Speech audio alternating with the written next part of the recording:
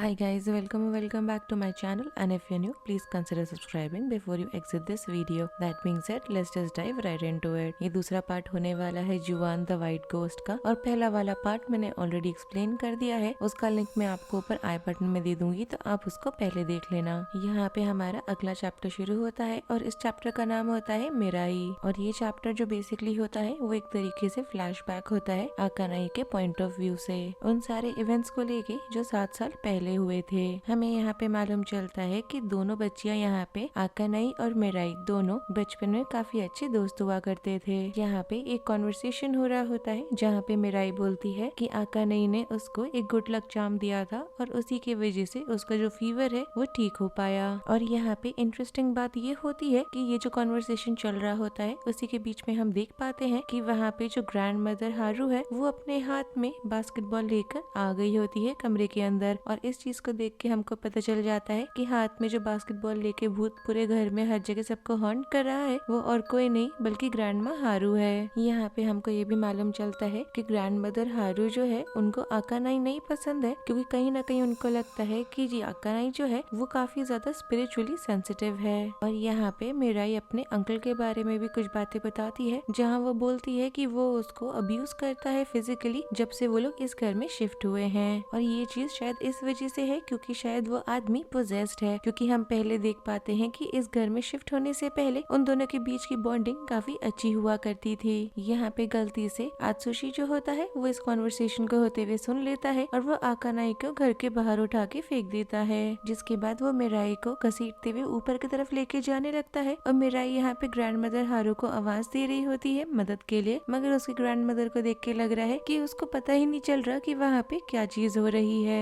यहाँ पे बेडरूम के विंडो से मिराई आकानाई को मदद के लिए आवाज देती है, मगर वहाँ से आकानाई भाग जाती है। अब यहाँ पे पता होता है मिराई को कि वो अकेले वहाँ रह गई है उन अंकल के साथ जो एक्चुअली में पोजेस्ड है, और वो अपने हाथ में उस गुड लक चार्म को एकदम जोर से पकड़ी हुई होती है, क्योंकि उसको मालूम होता है कि वो यहाँ पे सेक्सुअली अब्यूज होने वाली है अपने अंकल के हाथों। मगर तभी वहाँ पे ग्रैंड मदर हारू आ जाती है और यहाँ पे उसके अंकल को बोलने लगती है कि उस बच्ची को छोड़ के वो उसको छेड़े, मतलब कि उसको ग्रोप करने लग जाए। जिसके बाद आत्सुशी ग्रैंड माँ हारू को बिस्तर पे धक्का दे देता है और वहाँ से कमरे से बाहर चला जाता है। और यहाँ पे ये वाला सीन जो होता है सारा जो ग्रैंड माँ हारू से रिलेटेड है वो देख के काफी ज्यादा वियर्ड लगता है। जिसके बाद हम अगले चैप्टर पे आते हैं और इस चैप्टर का नाम होता है यासुकावा। और ये जो कहानी है एक पुलिस स्टेशन के अंदर होती है, जहाँ पे हमको एक डिटेक्टिव को दिखाया जाता है जिसका नाम होता है कावाबाटा, और उसको यहाँ पे एक काले रंग का कैसेट टेप मिलता है जो अपने आप ही चलने लगता है। मतलब कि कैसेट टेप को आप रिकॉर्डर में डालोगे तब चलना चाहिए, मगर वो जो कैसेट टेप है वो बाहर जमीन पे पड़ा हुआ है और वो अपने आप ही चलने लगा है। जिसके बाद हमको दिखाया जाता है कि डिटेक्टिव यासुकावा वहाँ पर आता है कमरे के अंदर, मगर वहाँ पे कावाबाटा जो है उसको लगता है देख के कि उसको पता ही नहीं चला कि वहाँ पे कोई और भी आया। और यहाँ पे वो उस टेप को जब प्ले करने लगता है ठीक से, तो वहाँ पे जो फेज होता है I will be right there वो बार बार वही रिपीट हो रहा होता है। तभी यहाँ पे यासुकावा देखता है कि वो क्या कर रहा है, तो वो कावाबाटा की तरफ जाता है और उस टेप को ग्रैब करके डिस्ट्रॉय करने लगता है।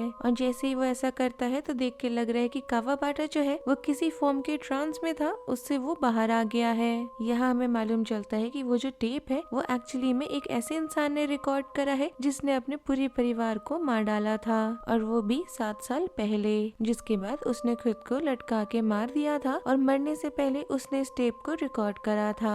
और आगे हमें ये भी मालूम चलता है कि उस केस पे एक डिटेक्टिव था जो काम कर रहा था, उसने खुद को भी अपने घर के बाथरूम में हैंग कर दिया था जब उसने यहाँ पे इस टेप को ट्रांसलेट करा था और ट्रांसक्रिप्ट बनाया था। उसके बाद यहाँ पे यासुकावा बोलता है कि उस समय जब ये सब हुआ था तब उस टेप में एक बच्चे जैसी आवाज थी। जिसके बाद वो बोलता है कि उस टाइम 7 साल पहले भी वो गया था और इस टेप को डिस्ट्रॉय करा था, क्योंकि उसको इस टेप से गेट रिड होना था और उसको बिल्कुल भी समझ में नहीं आ रहा है कि वो टेप वापस कैसे आ गया है। अब यहाँ फाइनली वो डिसाइड करता है कि वो आग लगा देगा उस टेप के अंदर, और जिसके बाद वो यहाँ पे कावाबाटा को भी बोलता है कि वो चाहे कुछ भी हो जाए इस केस में इन्वॉल्व ना हो।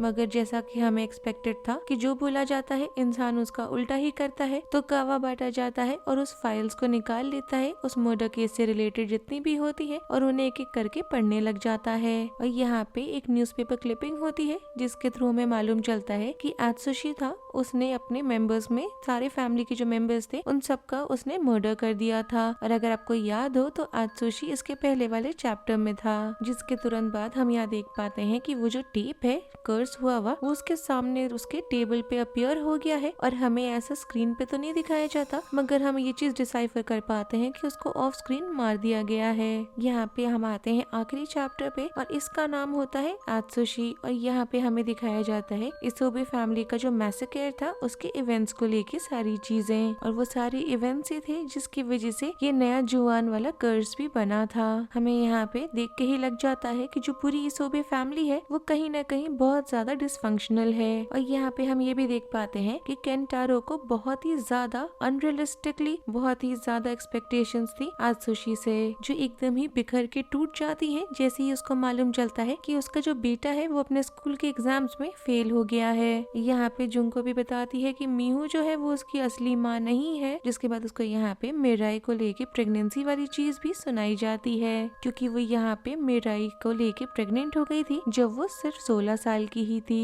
इसलिए उसको इस चीज को भी लेके टॉन्ट मारा जाता है। और यहाँ पे हम आत्सुशी के रूम में एक चीज नोटिस कर पाते हैं कि उसके वॉल पे कैलेंडर लगा हुआ होता है और उसमें साल हो रहा होता है 2002 का। तो जो सारा इवेंट है जिसको अभी हम देख रहे हैं वो साल 2002 में हुआ होता है। और उसी रात वो अपने फैमिली के एक एक जन को काफी ब्रूटली मारना शुरू कर देता है, जिसके बाद हम देखते हैं कि वो शुरुआत करता है अपने फादर से और उनके सर पे एक सिंगल बार वो वार करता है एक मेटल बैट से और उनको मार देता है। और वो यहाँ पे ग्रैंड मदर हारू को एक रस्सी के मदद से स्ट्रैंगुलेट करके मारता है, और शायद यही बहुत बड़ा रीजन है कि वो यहाँ पे डेथ रैटल वाली आवाज निकाल रही होती है। और पता नहीं क्यों जब वो मर रही होती है या स्ट्रैंगल हो रही होती है तब उन्होंने अपने हाथ में बास्केटबॉल पकड़ा हुआ होता है, और इसी वजह से उनका जो भूत हम हर जगह देख रहे होते हैं उसके हाथ में भी एक बास्केटबॉल होता है। जिसके बाद यहाँ पे जुंको मीहो को कॉल करती है, जिसको बोला जाता है कि वो जाके ग्रैंड मदर हारू को चेक करे, और यही वो पॉइंट होता है जहाँ पे वो रिप्लाई करती है कि she will be right there. और यही वो मोमेंट होता है जो बार बार रिपीट पे चल रहा होता है जब फूमिया इसोबे हाउस होल्ड में आता है क्रिसमस वाले ड्रेस पहने हुए।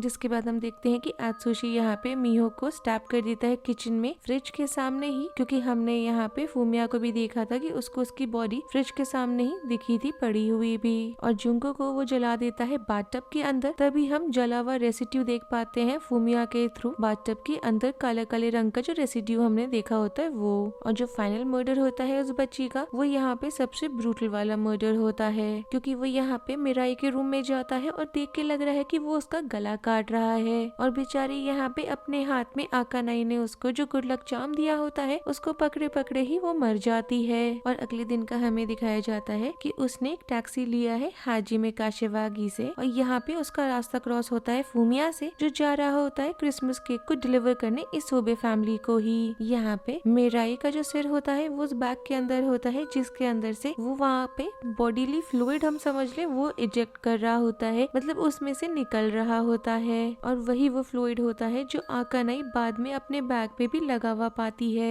जिसके बाद वो जाता है एक ऐसी जगह ढूंढता है वुड्स के अंदर जो काफी सुनसान पड़ी हुई है, एक स्पॉट ढूंढ के वहाँ पे वो अपने आप को लटकाने वाला होता है, और उसके पहले वो अपने टेप रिकॉर्डर को स्टार्ट करता है और बार बार बोलने लगता है I will be right there, और उसके बाद अपने आप को हैंग कर देता है। और जब वो ऐसा करता है तो हमने जैसे मूवी के स्टार्टिंग में भी देखा था उसके सामने वो वाला बैग पड़ा हुआ होता है, जिसके अंदर देख के हमें तब भी लगा था कि कुछ ना कुछ तो पड़ा हुआ है। और जब वो बार बार बोल रहा होता है I will be right there, तो यहाँ पे मिराई की जो स्पिरिट होती है वो उसको रिस्पॉन्ड करती है बोल के कि उसको वहाँ डर लग रहा है तो वो जल्दी आए। जिसके बाद वो यहाँ पे उसको अपोलोजाइज करता है, अपने आप को हैंग कर देता है, और तभी वो जो टेप रिकॉर्डर होता है वो रिकॉर्ड करना भी बंद कर देता है। और तभी इन सारी इवेंट्स की वजह से एक नया कर्स बनता है, और इसी को हम समझ पाते हैं कि वो एक तरीके से एक्सटेंशन है उसी जुआन का। अब यहाँ मालूम चलता है कि लोग सिर्फ और सिर्फ उस घर के अंदर आने से ही कर्स नहीं होते, बल्कि वो जो टेप रिकॉर्डर है उसको सुन के भी कर्स हो जाते हैं। और ये ऐसा कॉन्सेप्ट है जो हमने द रिंग मूवी में भी देखा था, जहाँ पे वो एक टेप चल रहा होता है जिसको हम लोग देखते हैं, और वहाँ पे हमारा काउंटडाउन स्टार्ट हो जाता है कि इतने दिन के अंदर अंदर हम मारे जाएंगे। वही वाला कॉन्सेप्ट थोड़ा सा सिमिलर यहाँ पे भी देखने को मिला है।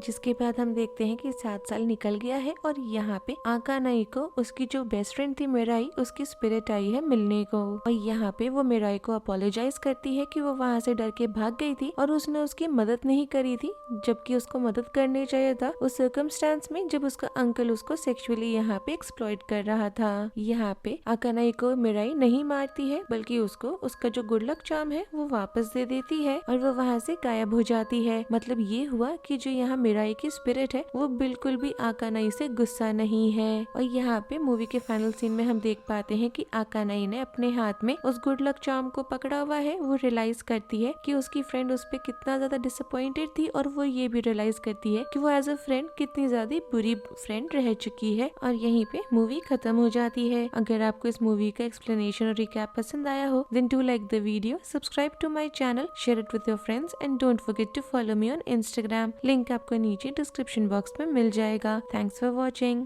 Bye.